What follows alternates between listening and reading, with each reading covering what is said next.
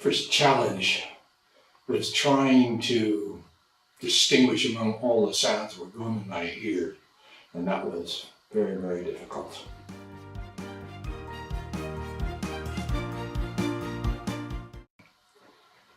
I gave up wearing those aids because it didn't work, and I struggled along for about 20 odd years until finally it got too difficult.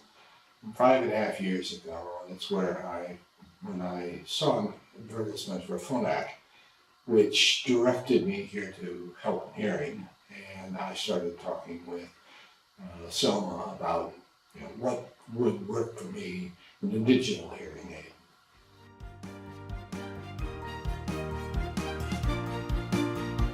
The key factor really was Selma herself, because she's a professional and she knows more than I will ever know about hearing. And just because I happen to be extremely hard of hearing, having lost nearly all of my high range hearing, I put myself in her hands.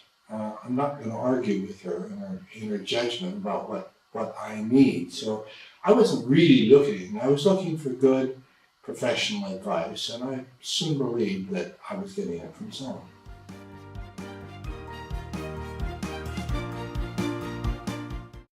Exactly as Selma predicted, my brain did not like the fact of hearing translated sound, and it took the 2 to 3 months to get used to it.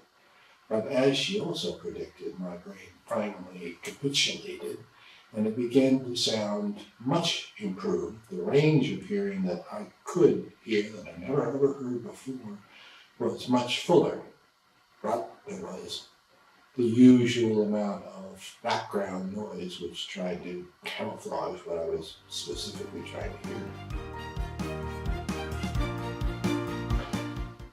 It is impossible for me to hear certain parts of the frequency curve because my ears have been so damaged by loud sounds in my earlier life. So what the digital aids allow to be done is to pick up that band of frequencies which I physically cannot hear and translate them into another part of the frequency curve that I can hear.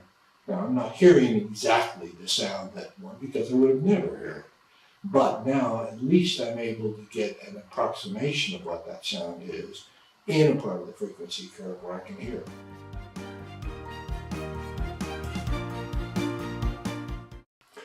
Well, I was a military officer. I fought in Vietnam. When you fire a weapon, I fire right-handed, and that puts the sound over here on this ear. I was around too many machine guns and rode in too many turbine-driven helicopters, and nobody wore ear protectors in those days.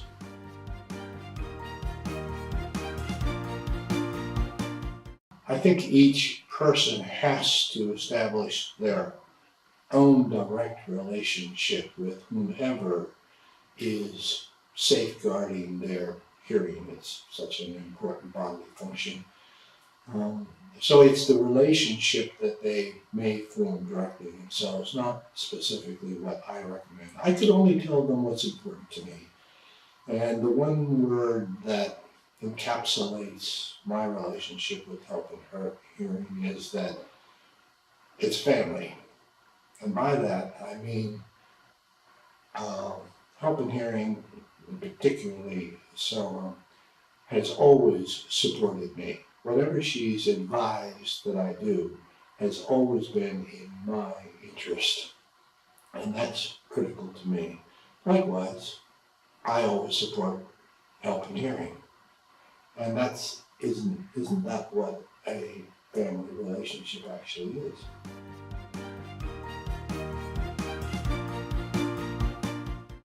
When it was originally fitted with my first set, I was told that when I paid the price for the aids, that would be good for 5 years. All of the service involved with it and checking me and whatnot. And I thought, yeah, I heard 5-year guarantees before. But about 2.5 years into wearing those aids, I played golf in the rain. The water rolled off my head, covered by aids, and shorted one of the circuit boards out. Gone hearing aid. So I called and said, here's my problem, how do we fix it? And someone basically verified what was wrong. My aide said, we replace it. End of discussion. No issue about whether or not it was the fault of the aid at all.